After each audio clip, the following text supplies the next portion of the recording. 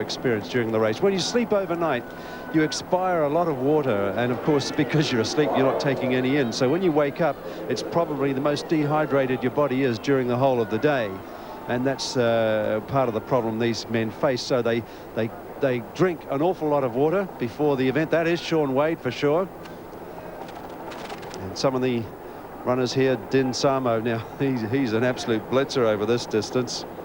Yes, if there is probably one athlete that might be considered to be the slight favourite, it could be this man. He has the best time ever for the marathon of 2 hours 6 minutes and 50 seconds. That's the world's best, posted back in 1988 in the Rotterdam Marathon in the Netherlands. 2 hours 9 minutes and 21 is the Olympic best by Carlos Lopez at Los Angeles in '84. Another one of the top Ethiopians there, Mekinen. 2 hours and 7 he's done, and his best time this year 2 hours and 10 minutes. So a lot of very fast men in this field. That's Abibi Mekinen. Strong Ethiopian contingent here in the men's marathon.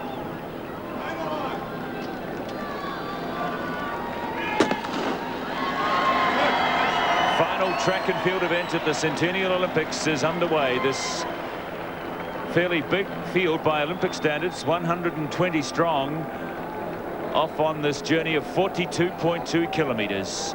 After taking 3 laps of the stadium, the field will exit through the tunnel by the 100-metre start, head behind the baseball stadium and out into the streets of Atlanta for the next 2 hours. We'd estimate at least 2 hours and 10 minutes in this heat. You wouldn't expect a world fast time in these warm conditions of Atlanta, and to be surprised if there's much pace on early in the piece.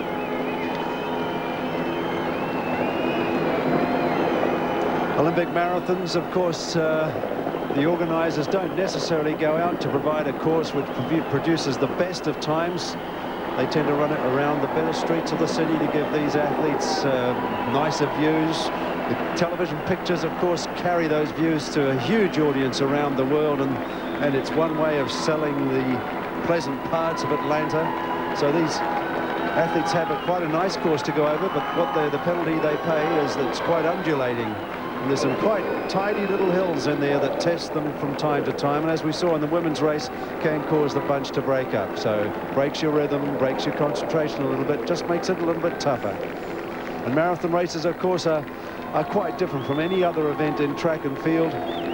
These athletes will run themselves to exhaustion in the next 2¼ hours, and all sorts of things go wrong. In most races, dehydration isn't a problem that you're challenging. Running out of energy is not a thing that you're challenging. And these men, many of them, by the time they get to 20 miles or 35 kilometers into the event, they will be hitting what we call the wall. And that is, they've either become severely dehydrated and their body is not working efficiently, or they haven't taken on sufficient food and glycogen before the event and run out of energy. But the ones that judge it well, they come through. Very Tanzanians leading out.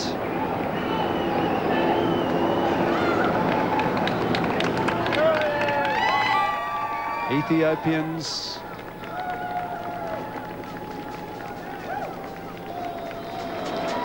.130 starters. This is an absolutely wonderful field. There's Shaun Wade right out on the left-hand side of the course. So very close to the front and quite prominent at the moment. But talking about the disruption to his training, he suffered this injury and it's interrupted his running quite a bit, but he hasn't been able to get those long runs in. So he has been running well, but not getting distance in. But there he is right up at the front, number 2024, Shaun Wade. He's the 30-year-old New Zealander who actually ran at the Commonwealth Games in 1990 in the steeplechase, and has spent most of his time, as we mentioned, outside of the country since then. 30-year-old who went to Rice University in Houston on a tennis scholarship, but since 1989 is focused on his running. And since then, 4 of the 6 marathons that he's run have been on the flat of Houston. So he probably is as used to the heat as anyone around this part of the world, having lived here for the last 5 or 6 years. And there he is, right at the top of the field. Immediately after they leave the stadium, there's a little climb over the next kilometre of about 70 feet.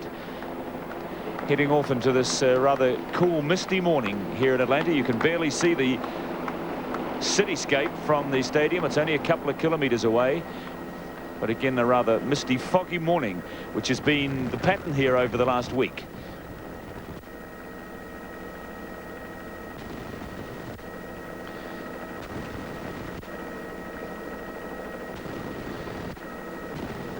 So coming up to the 2-kilometre mark in the men's marathon. Early days yet, a long way to go. Good start there by the New Zealander, right up there at the top of the field in this, the early part of the 1996 men's marathon.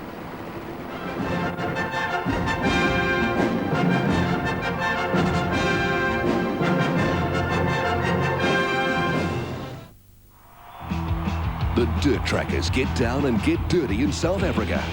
The All Blacks are back in the Republic, and every Thursday in August, Sports Night brings you 1 hour of highlights from the midweek matches. Shaun Wade's plan was to go with the pace in this marathon and to see and challenge his body to see how long he can last. And if he's in the right sort of condition for the race, he believes he'll do a very good job. This is a most positive start by him. And he certainly looks quite comfortable at the moment, seeing him taking the occasional deep breath. This is a little rise they're going up. Leaders just slowed down a little bit, so the pack behind sort of gets right up on their shoulders.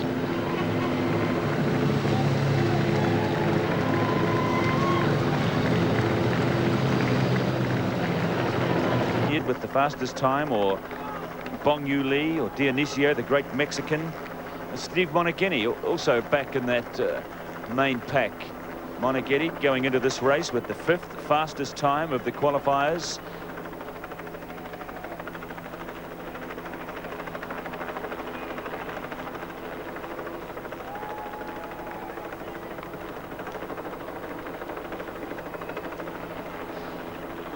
Through the 5-kilometre mark, these athletes took bottles of water, Shaun Wade amongst them, and it's very important to take on the fluids early on in the race.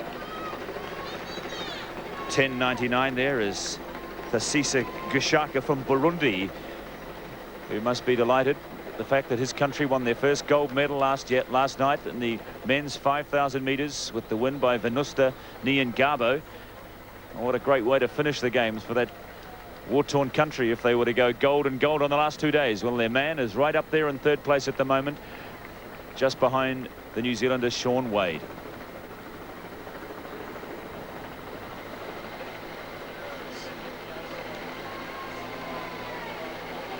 Runners finding plenty of space. This Moneghetti in the middle there in the green uniform of Australia with his dark sunglasses on.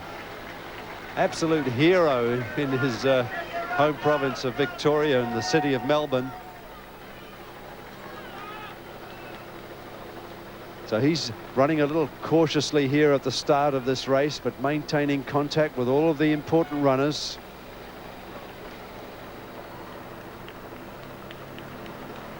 Quite a noticeable downhill slope here on this part of the course for these fellows. And of course, John, these little pinches that line this course up and down don't do anything to establish the rhythm, do they? It just means you've got to alter your pace and alter your stride each time you come to these little downhill sections, then start to climb again. Yes, most of these runners will train over that sort of country. They don't go out in flat roads all of the time. Like to put some variation into it.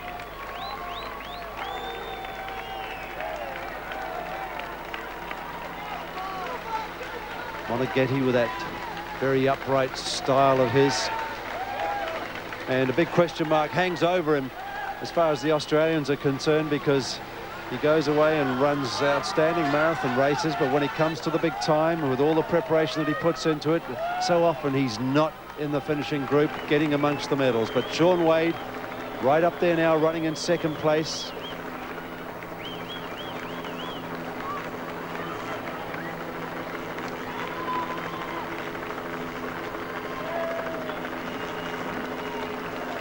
Cooling his body down, putting water all over himself. That's really good. As we often say, the amount of water that these guys start off with, they don't have it by the time they get to the end of the race. No matter how much they drink, they tend to lose a litre an hour at least sweating, and they cannot absorb that amount from the water that they drink. So how much you take on is very important as well, because you don't want to become waterlogged. The heavier you are, the harder it makes it for you to run well. And these men, of course, hone their bodies down to be as light as they can. We talk about a thing called VO2 max, which is the amount of oxygen you absorb into your blood and use in your muscles and burn up, if you like, as energy. The heavier you are, the poorer that figure becomes. Comparisons are made on body weight divided into the total amount of oxygen that you absorb. So we end up with a number of milliliters per minute per kilogram of body weight. That's how we compare everybody in the running world. So the lighter you are, the better you're off with that number.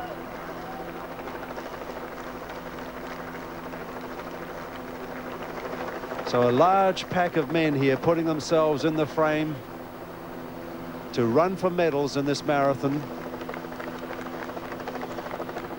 Getting towards the second 5 kilometers of this race.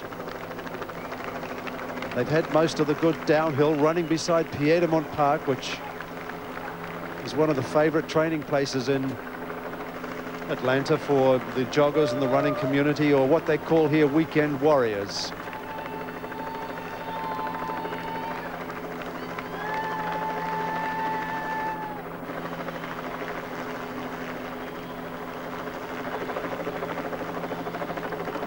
Wade, the New Zealander, with Beblo, the pole, and up to the left, 10.99. Chaka from Burundi, 1, 2, and 3 at the moment. A couple of South Africans there as well, along with Chimasasa from Zimbabwe, 2.451. 2.421 from Venezuela, Ruben Massa. One of the Dutch runners there in their distinctive orange colours. Downhill again.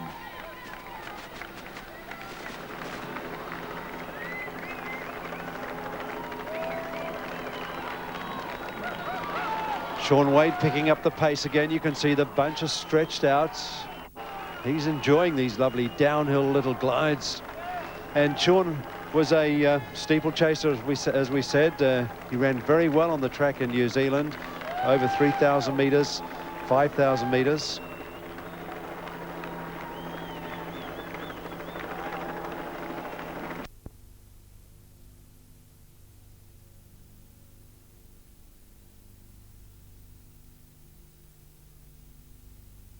Attack this temple. It honors their brother Cronus. This is holy ground for them too. They're on their way. It's the Langoliers, 8:30 Monday and Tuesday on TV3.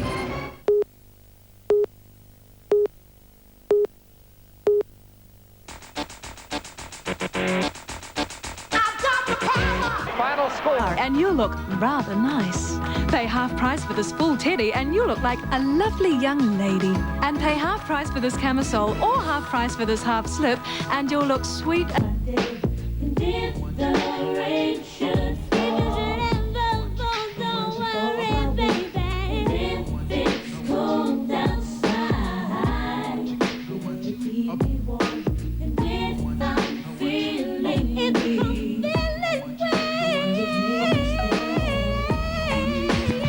All right, Q, you know what time is it? Right there, push me up, I feel them no looking back for us. No, it ain't, baby. We got love, and sure enough, that's enough. And if one fighter gets to 10 points, then the contest ends. 2-2. Just over 2 minutes left of normal time. They're still all locked up at the end of that 5 minutes. Then it's into overtime.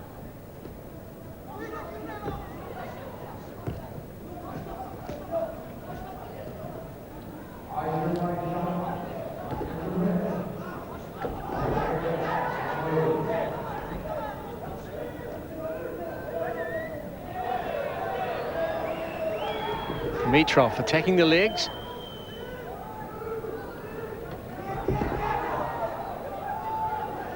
No scoring there. Minute and a half left.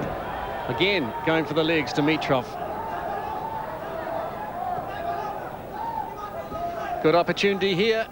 If he can take down Abdullayev.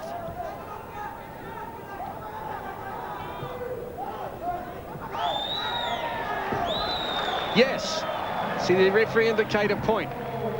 So Dimitrov leads 3-2.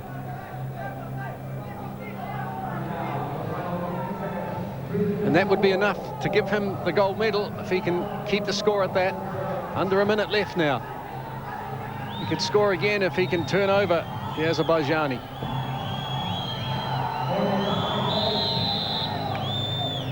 And whistle goes. No change in the score, 3-2. So Valentin Dimitrov from Bulgaria with a great chance here of getting the Olympic gold medal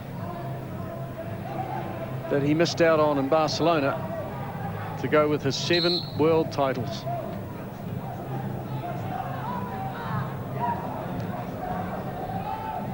"36-year-old, just 1.56 meters or 5'1" in this 52-kilogram class. Azerbaijani an inch taller.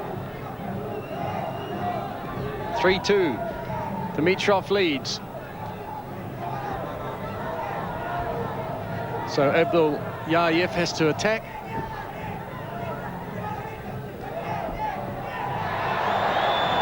He's got to try and score. Just a few seconds left. And a takedown. Yes, he does. It's 3-all. Great fight back by Abdullayev. And it will go into overtime. Just in the last few seconds, Namik Abdullayev has given himself a chance.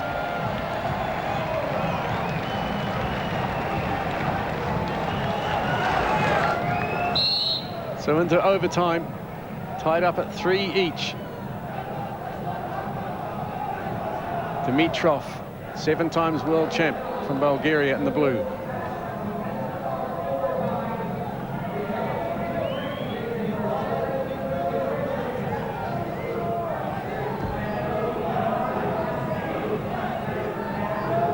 This is a repeat of the 1994 World Championship final, which was won then by Dimitrov.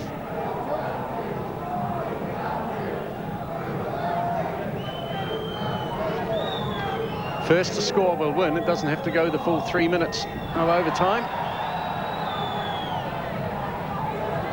No takedown ruled. Now it's just simply a trial of strength. Can Dimitrov turn over Abdullayev, expose the back to the mat? If he does, he'll win. Azerbaijani's ribcage getting a real twisting there. Turned him over, surely. The referee watching closely. Dimitrov thought he might have scored there. No, carry on, says the referee. Looking for a point for a takedown. Maybe there. Whistle's gone, back into the centre. And he's given the point. Australia, she was 3rd, I think, when you were last with us. Now she's pushed down the field a little bit to 6th with a best of 6.73 meters.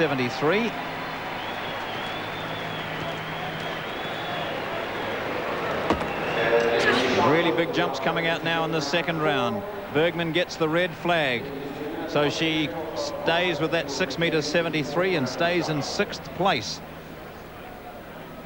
So at the moment we've got a 7.12 meters and a 7.02 meters as the board is dusted once again for the no. Yes, foot in front of the spike, well onto that strip of plasticine. You could clearly see on the screen. Gets a no jump. It was just short of 7 meters, so it would have been a good jump had she. He says that 70.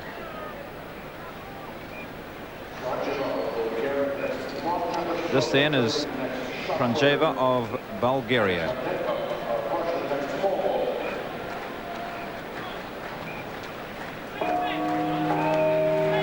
pretty good triple jumper as well, as some of these women are.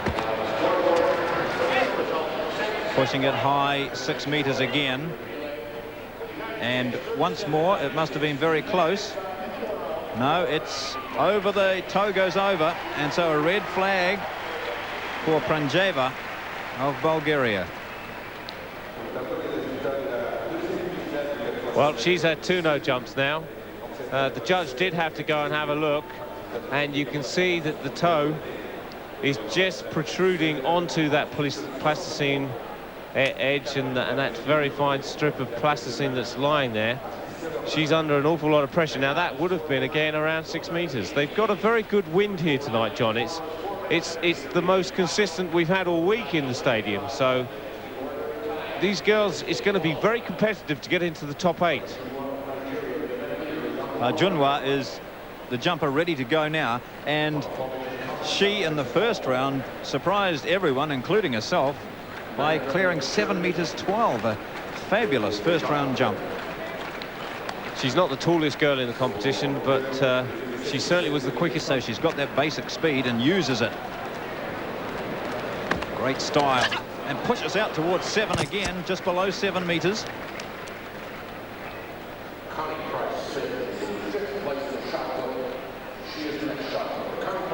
Important, John, is that she is very fast, and she's translating that off the board. And you can see, well, we could just have a look at this slow motion. She doesn't sink those hips at all on takeoff, which means she's very active off that takeoff foot. And there is so much pace that she can't control, want to keep going on about it, but this wind will help them. It will reassure them. They can get some assistance, and most importantly, they can gauge their run-up with the assistance they're getting, and that's crucial for these long jumpers. In the background, you just saw the key runner.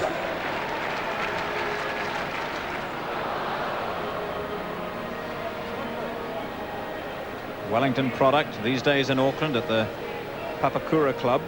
She's done marvellously well to get through to this final. She wants to make the last 8.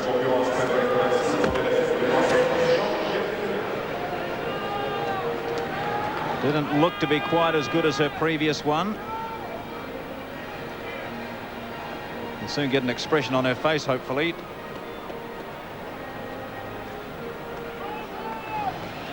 So we'll just be checking with Jonathan Moyle, who'll be up there, just to get some sort of idea. But well behind the board.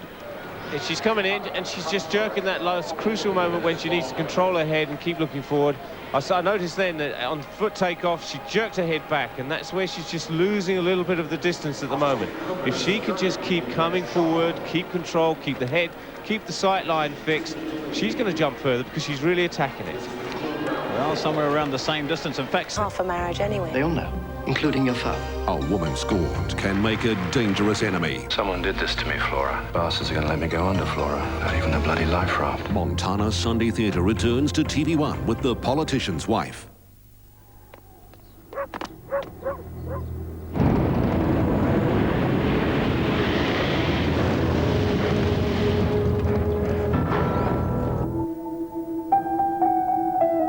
completed 1 jump fairly. That just looks like the toe too, doesn't it?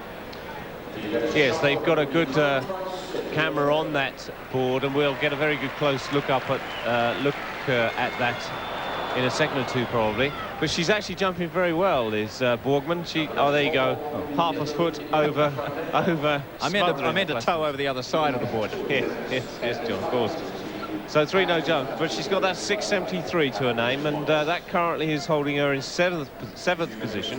The 8th position slot, which is where the cut will be made for a further 3 jumps, is held by the Hungarian Vazsi with 6.60 meters. So Chantal has got to jump 6.60 or more to hopefully get into those further 3 jumps. The top 8 go through. This is Pranjeva, who's had 2 no jumps. Now she's capable of getting out around the 690 mark. The pressure of Olympics.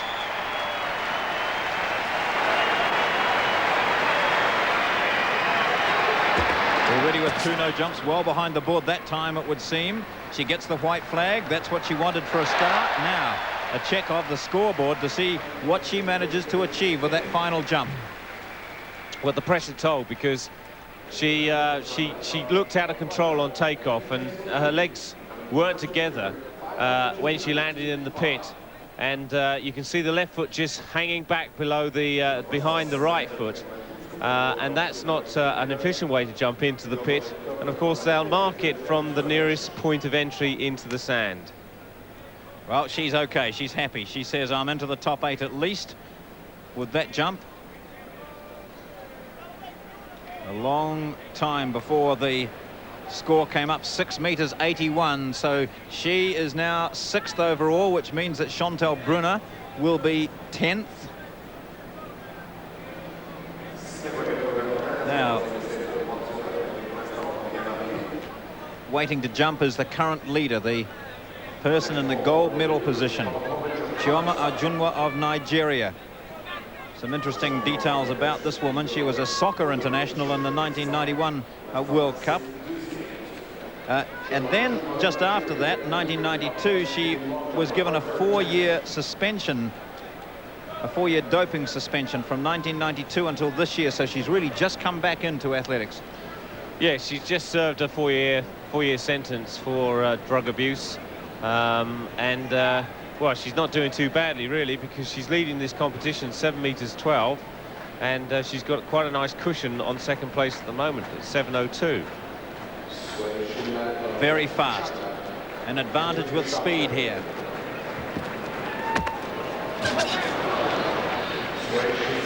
She'll settle for that 7.12 meters at the moment, I think. And she again completes a fair jump, though, so her timing is fine, her technique is excellent. Yes, she's very quick on the runway, and she's good off the board. She wasn't so tidy off the board, then almost too quick. She couldn't control it and just shot forward into towards the pit instead of the height that she gained off the similar sort of run-up speed earlier where she jumped 7.12. And it's that fine balance between taking off and shooting into the pit at a low trajectory and actually taking off and using the speed to give you a bit of height. She didn't quite get the balance of those two things on that one. She's setting the pace. Chioma Ajunwa of Nigeria. Setting the pace for some of the more fancied athletes, such as Joyner Kersey, who in full fitness would be a real threat to this field, but she has had this hamstring problem. She withdrew from the Gothenburg heptathlon last year after a poor long jump performance. Her coach, who was her husband, Bobby Kersey, and then of course she withdrew from the heptathlon just a few days ago here after, I think, just hurting that leg a bit after the hurdles.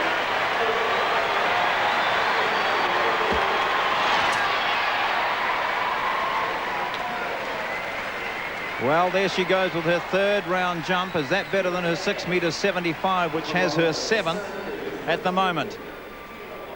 6.75 meters was her 2nd jump. She improved by 20 centimeters on her 1st. Here goes Joyner Kersey. Well, she certainly had more commitment on that run-up. Just slightly adjust to hit the board, feet better together, and I think that's going to be an improvement for Joyner Kersey on this jump. Good front angle. She's good off the board. Much more action off the board with her right foot this time. Seemed to forget that she's heavily strapped and was much more relaxed and active. 6.86 meters, that is an improvement. She slips up to 6th overall. There are still a few jumpers to go, though, among them Chantal Brunner. 5 jumpers left. Now this is an enormous pressure jump for Chantal Brunner of New Zealand. She's been jumping so well this year with a new national record, and over in Australia winning the Australian title. She's been in great form. She's very confident. And you said in qualifying you thought that she looked as though she's really on top of it. She looks as though she's focused to jump well. All she's got to do now is keep that focus, but just tie in the technique just that little tighter, particularly on takeoff, because it's there that she just looks as though she's just losing a little bit of that control she needs to jump further. There was a little bit of breeze when she jumped last time, but the indicator is reasonably limp at the moment. Just taking up a full amount of time. She's got a minute and a half.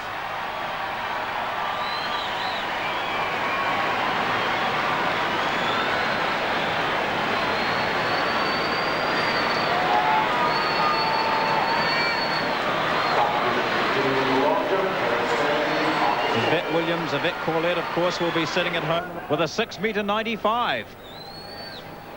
And she will do by right of having a better second backup jump to the 6.97 that the two ladies have achieved in this competition. Right now, as we glance there at Ajunwa, the leader, the next jumper will be Fiona May.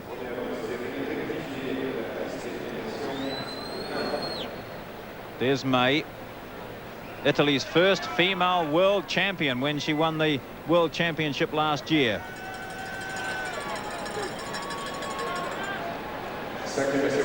Quite consistent too in the long jump final.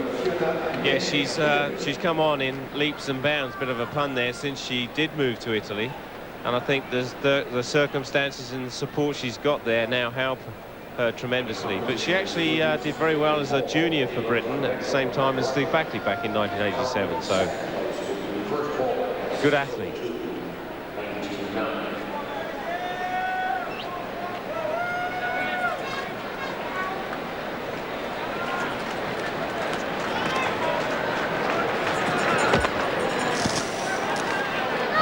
The hand came down, I think.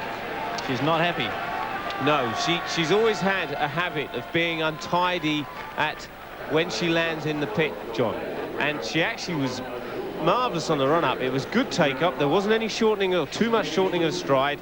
Into the board, she got right on the board. Then in the air, she just lost control of her left leg and didn't shoot forward with both. You can watch this now. Didn't get together, left foot comes down early, and that's a pity because the right foot, if she'd kept them together, kept the left with the right, we would have seen a very good jump indeed. Good takeoff, but the left foot just coming down sooner into the pit, and that's what she's cross with because she's missed a good opportunity to jump further. 6.76 m then for Fiona May, her second best jump in this final. Now we're at the end of the 5th round. One jumper to go. That's Ajunwa of Nigeria. She decided to pass.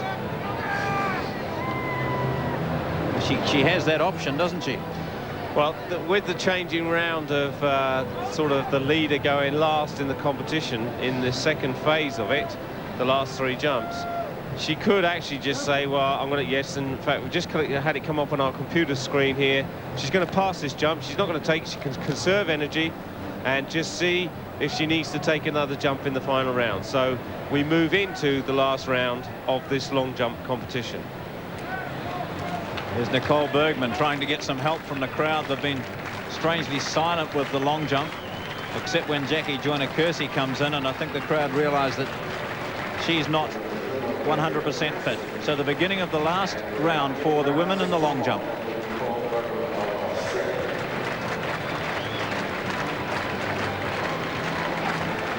Nicole Bergman is the Australian long and triple jump record holder. She's won their national title 6 times. A great competitor. Last chance, not far enough. 22, 6 seconds outside the world record pace. It's slowed down a bit, and this has allowed Lambrosini to pick up the Kenyans again. It's getting very interesting here. Some dogged, determined and resolute running here from Lambrosini. And Krogan there as well. What is Kiptanui doing with this field, John? Well, he's just out challenging every one of them to run personal best times. They're on a time which will go under 8 minutes 10.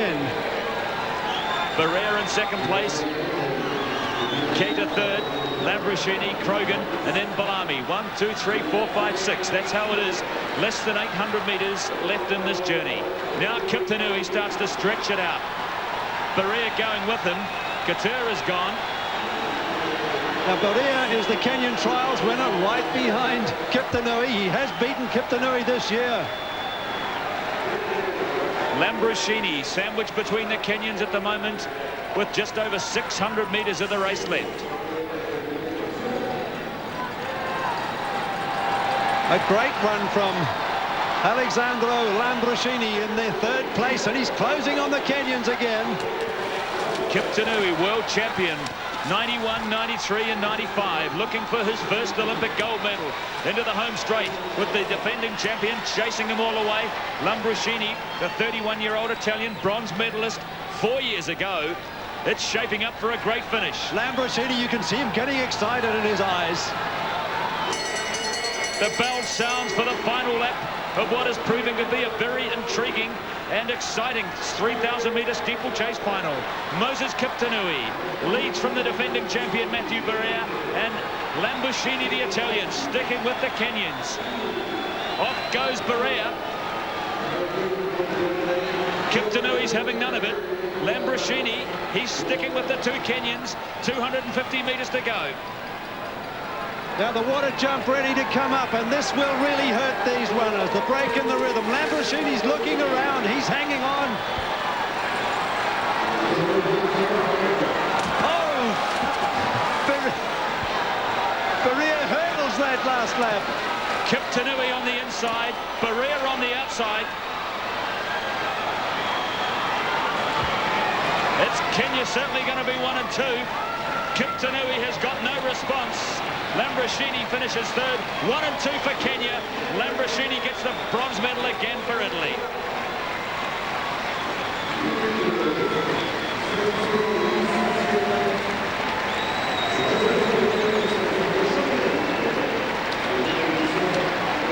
.8:07.12.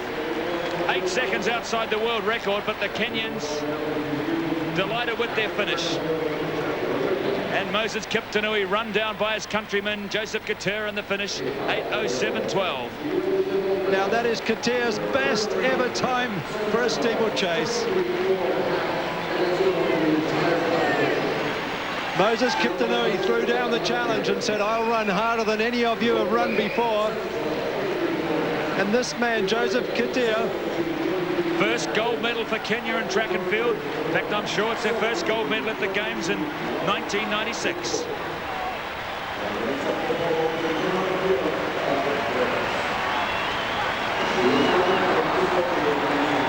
The less celebrated of the three Kenyans, but he's come through. African champion back in 1993. Overshadowed by Kiptanui and the defending champion Barea, but tonight was his night. He upstaged his countrymen and took the gold medal. The 27-year-old, second inside his best time, and a very tired and rather injured-looking American there, Mark Davis. Yeah, and he's got the crowd on his feet because he took a bath in the water jump here. You can see he's totally wet. He's laid out in the water just before he jogs down the home straight. Well, that's one way to cool off in the Atlanta heat. Not the way he would have liked.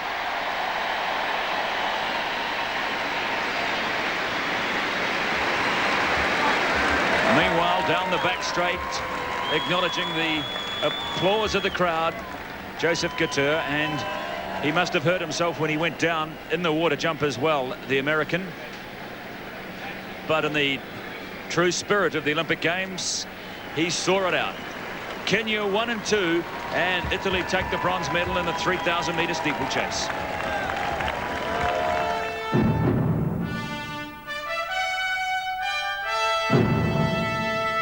Well, what you were asked to do, I was building a defence for you here. What was it like from your point of view? I mean, did you think it was genuine? Honestly, I have to say, the worst thing about it was I thought it was really all happening. And I was actually told that it wasn't actually a real commercial, it was just a tester. Yeah. Otherwise, I'd been expecting loads and loads of money for it. Right. So, but then I got there, and it was... Reverse 3 1/2 somersaults. Tuck, 3.4. This dive will need to be sharp. Very sharp indeed, in fact. If he's to claw his way up the leaderboard. Jumps it up high, drives the knees into the chest, snaps the head back. Mind connecting with body. He pictures what he wants to do. And beautifully done. Very, very sharp indeed. Well, he finishes with a peace of mind, doesn't he, really? He might not be in the medals, but he'll have peace of mind that he nailed that last one. Wonderful entry. Beautiful entry. Copybook stuff. Somersaults tuck. Great rotation. Ripper. It's going to put the pressure on. He puts the pressure on his teammate, Xiao Hailiang, who's going to dive next, and on the Iceman, Dmitry Saltin. Clumsy in the tuck position with flat feet and loose in the entry, but whether the judges will see that with the speed at which he's travelling. 83.64, he's second behind Hempel.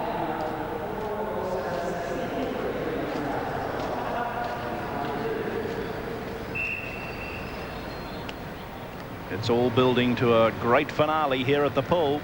This man, Ga Hailiang, he needs... That's what they wanted. That's what they got. Dmitry Saltin has proved far too good for them tonight. Look at the score, 90.24, 692.34. He is clearly our gold medal winner and a top effort. The first time he allows himself a smile. He's broken the ice. The Iceman smiles. Great bond between these divers. That's very obvious. Absolutely. They're a family of divers. Hernando Platas congratulating Saltin. Richard Frecce, all mutually respecting one another. Great effort. Look at the way he twists into this 3.5 twist. Checks it out beautifully, lines it up perfectly. And that's what you might call a Cresco dive.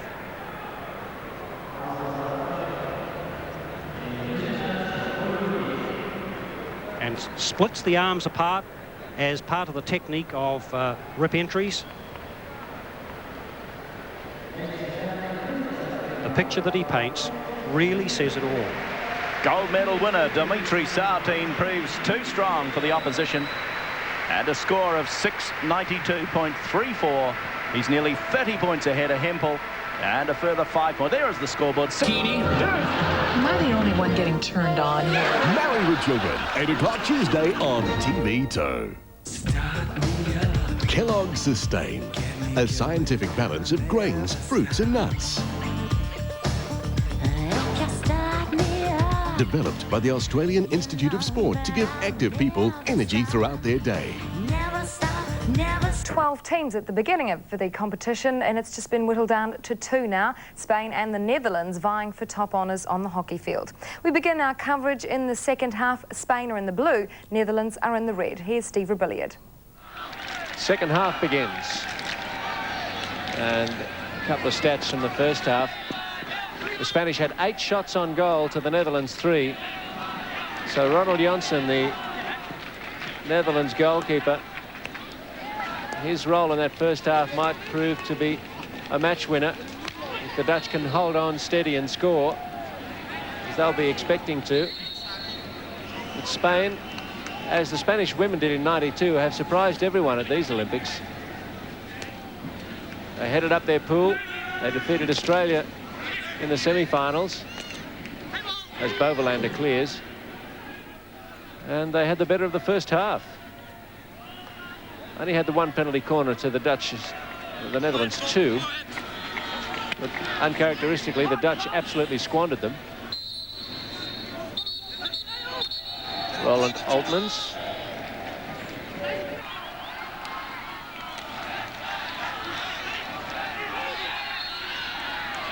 Nine minutes gone. Second half.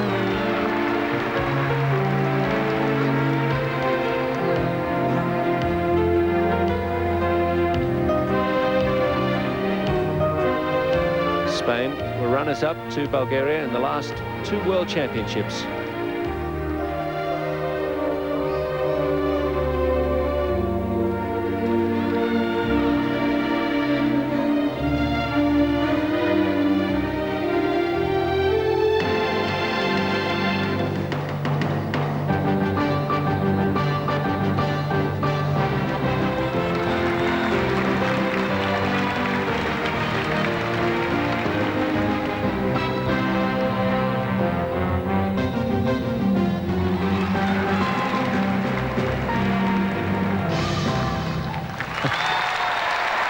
Well, it's really something to watch, isn't it? It's the first time we've seen group rhythmic gymnastics at the Olympics. Ladies and gentlemen, the rhythmic group from Spain.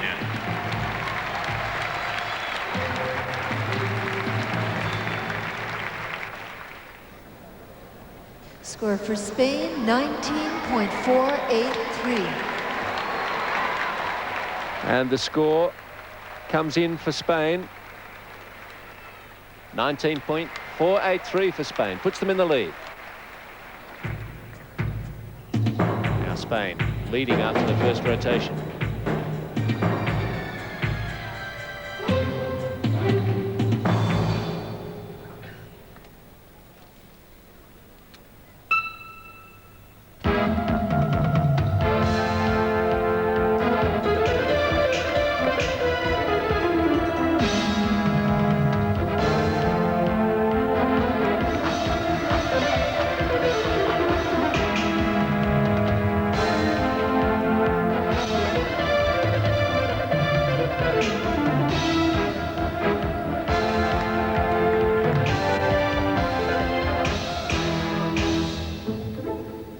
Marks in the final today are a little bit down on yesterday's marks. Spain scored a 19.466 for their ball and ribbon routine in the preliminaries.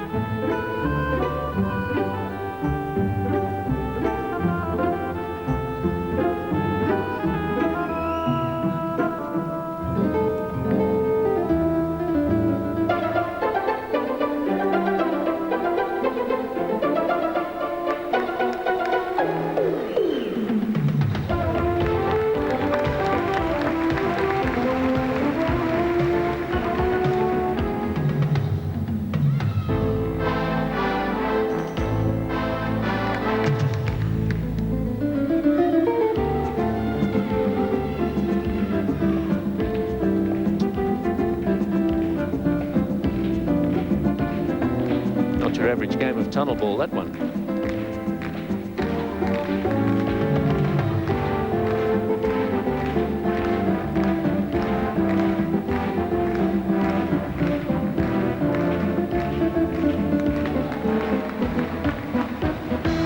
Spanish coach is Emilia Boneva. And she says of the rivalry between Spain and Bulgaria, whoever can stand it will win. They don't have a goal to beat every other team, just to perform well. Standard but solid advice. Not much good worrying about what your opponent's doing, unless what you do yourselves is the best you can.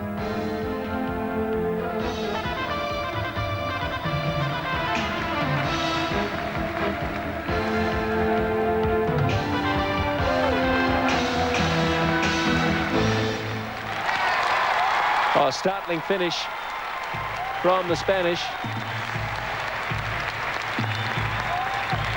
And they'll know in a moment if they've managed to tip out Bulgaria. But Russia is also very well placed. So it's a tight three-way tussle here for the medals in group competition. 19.45 for Spain. And that has them in first place. And it is Spain that takes gold. They've tipped out the world champions of the last 2 years, Bulgaria. They've been relegated to second place and silver medal. And Russia hold on for third to take bronze. Then it's France, China and Belarus. The men's hockey final was decided today, an all-European final between Spain and the Netherlands. The Netherlands unbeaten at this tournament. They were playing in the orange shirts. 9 minutes gone. Second half.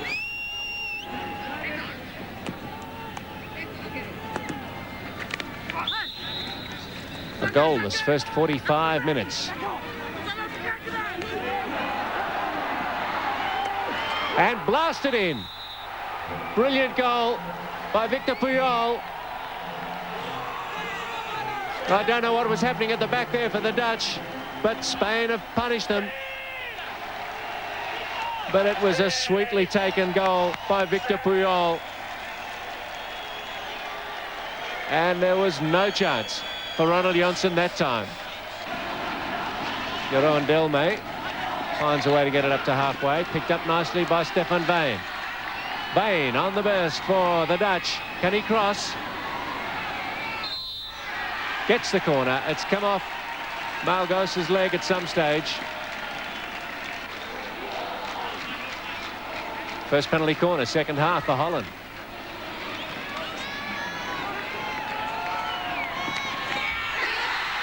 Did it take a deflection? Yes, it did. Bovelander knocks it in. It was above the backboard, but it must have come off one of the Spanish players or the keeper, and that'll count. Bovelander scores from a penalty corner, and it's 1-1 in the gold medal game. Bovelander.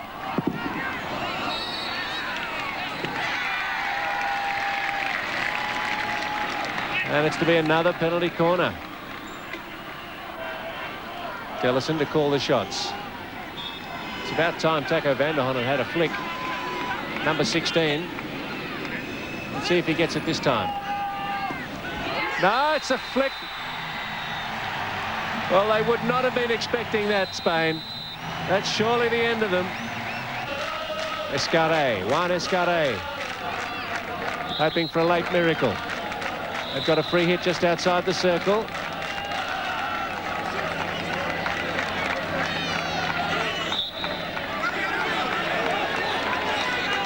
And they got a penalty corner. 2 seconds they've got to take it.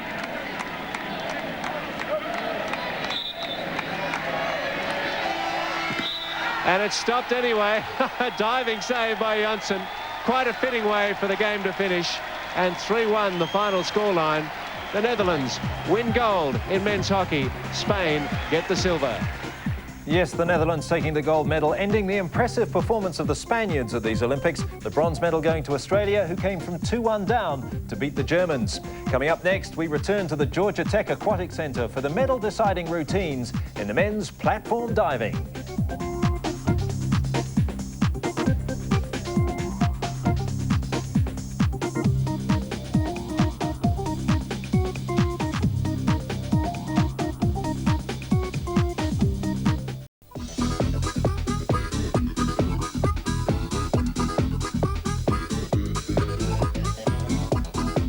China has dominated the diving at these Centennial Games, with Fu Mingjia winning both women's gold medals and Xiong Ni winning the men's springboard. Today, the men's 10-metre platform title was decided.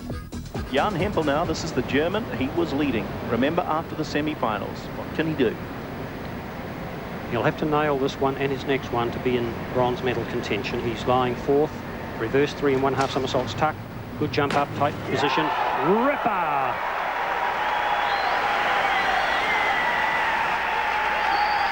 Werner, his coach, very pleased. But Jan shows no emotion. He's in, this is business. He can't afford to show any sign of relaxing.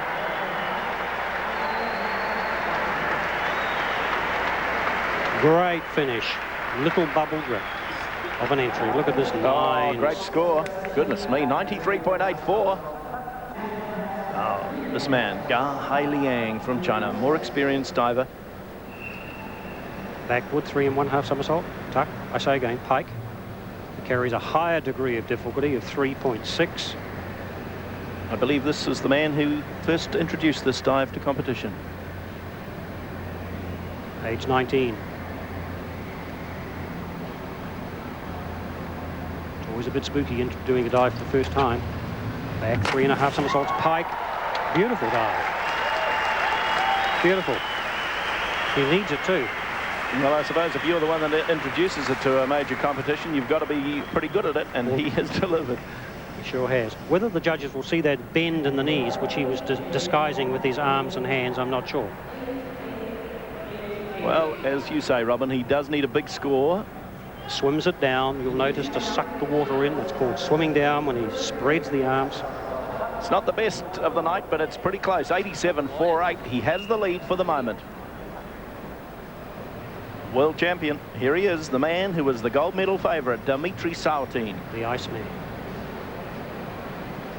3.5 somersaults reverse. 3.4. Wraps it up. Rotates it. Leaves it slightly short. But still has an unbelievable entry technique under the water, which minimises the splash.